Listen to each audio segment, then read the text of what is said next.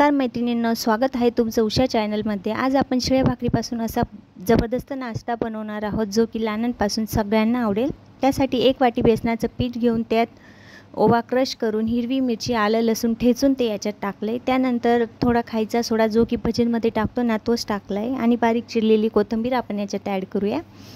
आणि जसं भजींसाठी पीठ मळतो ना तसंच मळायचे आपल्याला। त्यासाठी गॅसवर कढई गरम करायला ठेवली, त्यात तेल टाकलं। अशा प्रकारे बघू शकता त्रिकोणी आकाराचे तुकडे भाकरीचे करून घेतलेत मी आणि एक एक करून आपल्याला ते कढईमध्ये लालसर तळून घ्यायचे।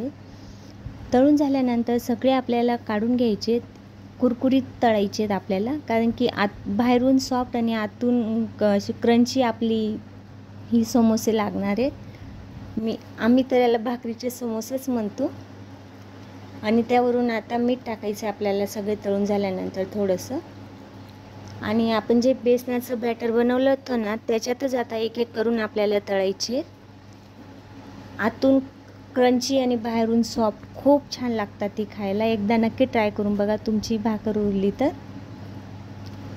मीडियम आचेवरच तळायचेत आपल्याला, जाऊ देण्यापेक्षा असं काहीतरी केल्यावर खायलाही छान लागतं आणि सगळेच आवडीने खातात। कमी वेळात आणि झटपट होणारा हा असा पदार्थ आहे जो की लगेच आपण लेकरांनाही करून देऊ शकतो।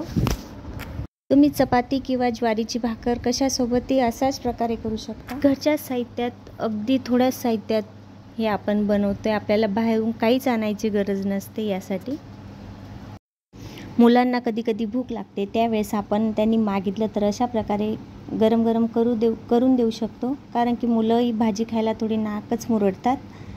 बघा, अशा प्रकारे करून बघा, किती छान दिसतात आणि खरंच खायला अप्रतिम असे लागतात। रेसिपी आवडली असेल तर खरंच लाईक, शेअर, सबस्क्राईब करायला विसरू नका। तोपर्यंत भेटूया नवीन व्हिडिओमध्ये। बाय।